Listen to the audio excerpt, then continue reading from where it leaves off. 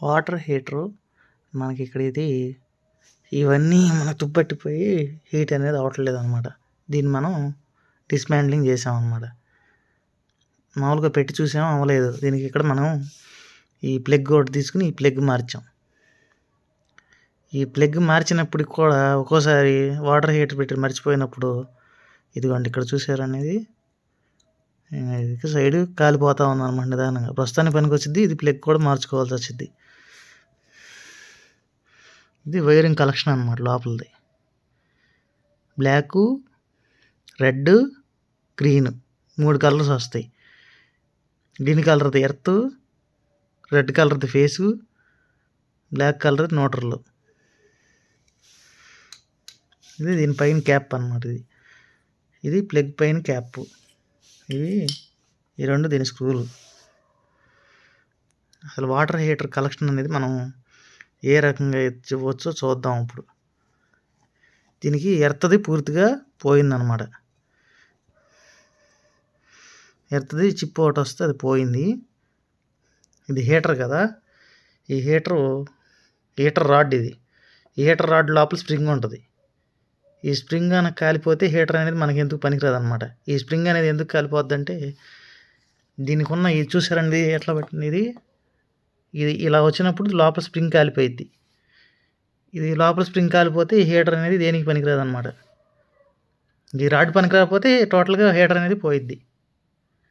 ఎప్పుడన్నా ఈ హీటర్ అనేది సిలిం పట్టినప్పుడు ఎప్పటికప్పుడు మనం ఏదో బ్లేడ్ పెట్టేసేసి దీన్ని ఇలా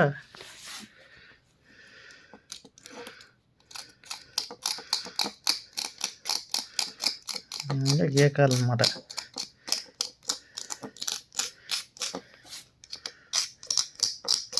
చూసారండి నెట్ సిలిం పట్టినది. ఈ సిలిం అనేది పోతేనే మనకి నీళ్లు కాగుతాయి. లేదనుకోండి ఇదంతా పట్టేసి లోపల వాటర్ హీటర్ లోపల స్ప్రింగ్ ఉంటుంది, అది కాలిపోతే హీటర్ అనేది దేనికి పనికిరాదు అనమాట. ఇంకా ఇది బాగా సిలిం పట్టింది అనమాట. ఈ సిలువ అంతా మనం రఫ్ చేస్తున్నాం. ఇప్పుడు అసలు ఈ వాటర్ హీటర్ కాగిద్దా లేదా అనేది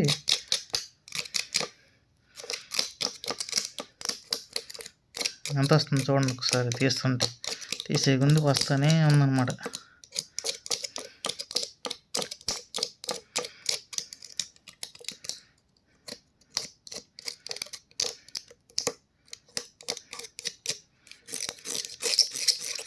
ప్రస్తుతానికి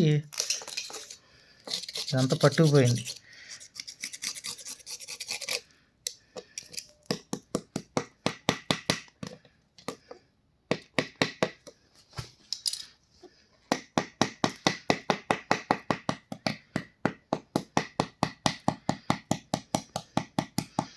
ఇంత వస్తుందో నేను ఎక్స్పెక్ట్ చేయలేదు. చాలా వస్తుంది. చూసారండి ఎలా వస్తుందో. ఇదిగా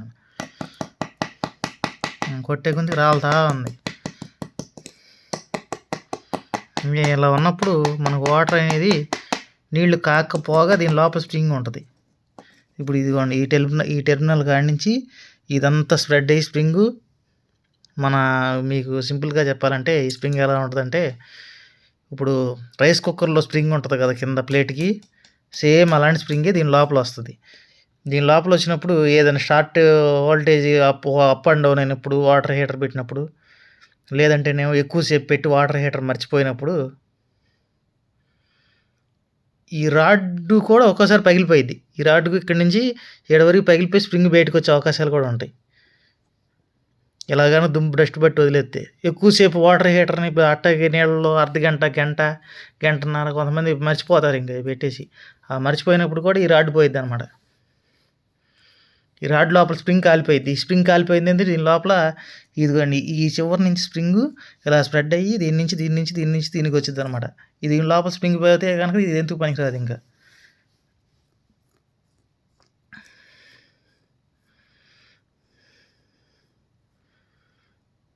వాటర్ హీటర్ వాడేటప్పుడు మనకి ఎంత మేరకు అర్ధగంట, మినిమం 500 వాట్స్ అయితే అర్ధగంట, 1000 వాట్స్ అయితే పావు గంట, అలా చూసుకుని టైం ప్రకారం మనం పెట్టుకుని వాడుకుంటే జాగ్రత్తగా వాటర్ హీటర్లు అనేవి వాళ్ళు ఇచ్చిన గ్యారంటీ ప్రకారం పనిచేస్తాయి.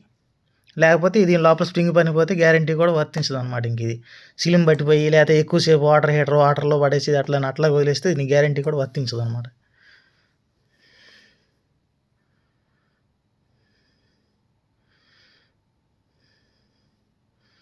నెక్స్ట్ వీడియోలో